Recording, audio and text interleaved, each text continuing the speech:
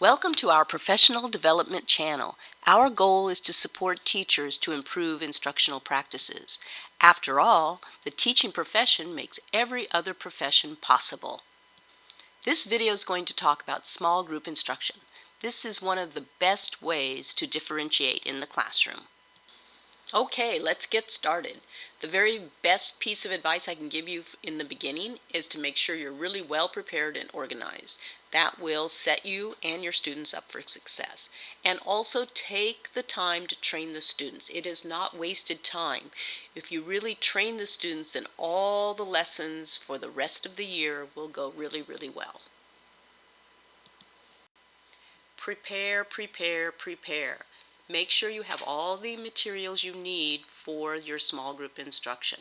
Also be very clear on the content, because nothing will make a class fall apart faster than if the teacher is kind of bumbling up there and disorganized about what he or she is doing.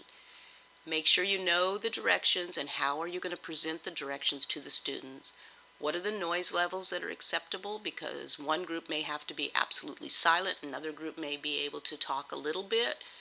Student movement, prepare and organize this so that they're not crashing into each other, so it's well timed and organized. The room arrangement needs to facilitate whatever you're doing. How will the teacher assistance be given to the students? And how will you monitor the students? All of them will not be with you all the time, so how will you hold them accountable? Seating charts are key to establishing a good learning environment. You want to make sure the arrangement is based on the goals of the lesson. All students need to be able to see the teaching focal point. Don't set up chairs in such a way that some students have their backs squarely to the front of the room. You want to eliminate any egress issues. You want to make sure traffic flow is seamless. You want to avoid distractions. I think this is pretty obvious. You don't want to set up a table where all the students are looking out the window. And if you'll change your seating chart on a regular basis, your students won't look like the students depicted here. Okay, let's get started. How do we manage our groups? The very first step, and you must take the time to really establish classroom management and to have an effective learning environment. Then you're going to assess your students and establish your groups. You really need to know what you're going to teach and plan your lessons to mastery. This is a great opportunity with your teacher group to really have some very explicit, directed instruction. You can look into the eyes of every one of those students because you're going to have a small group in front of you, so you want to make sure this is really an effective lesson. You also need to create effective and meaningful activities for the independent groups. You need to make sure that the expectations are communicated to the students and that you build in accountability when they're in their independent groups.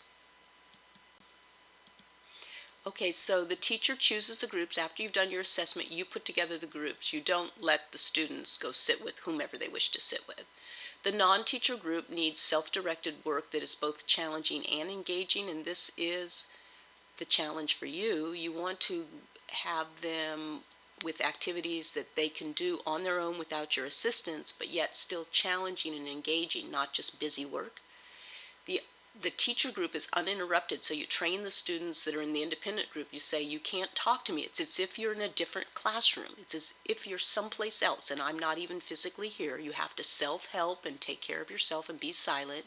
And you let them know that there's going to be a time when they're in your group and they're going to get 100% of your attention. The best way to make this happen really well is to take the time to teach the students the routines and procedures.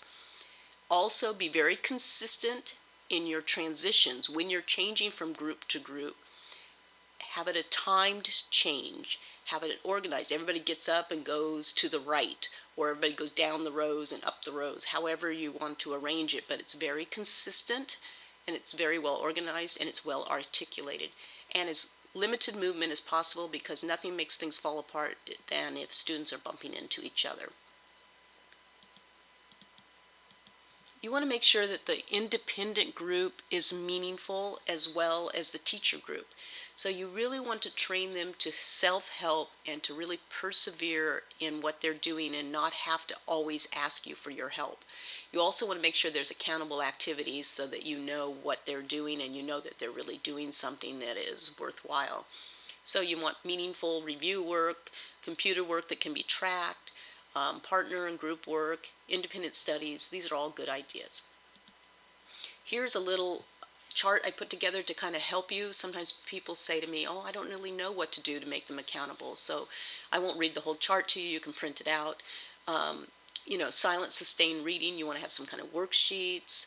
There's a lot of computer programs out there that will track what they're doing and even give you little reports. A really cool idea is what I call a written dialogue, and you can have the students work in pairs, and you can give them some kind of prompt or some kind of problem that they have to work out, and instead of discussing it out loud, they discuss it by sending each other notes. So it's sanctioned note writing, so the students really love that. Let's recap. First, you're going to prepare and organize really, really well so that you can set yourself and the students up for success. I encourage you to start small. This is not something you're going to do every single day. And in the beginning, you may want to just do 2 groups, half and half, so that you can teach the students how to be silent and how to transition. You're going to take the time to train the students. This is very important. Train the students and set the expectations so they know what's expected of them, and you want to build in accountability because you want all the groups to be meaningful, not just the teacher group. You can check out these other videos on our channel that can help you establish a good learning environment. Thank you for visiting, and I hope your small group instruction goes well for both you and the students.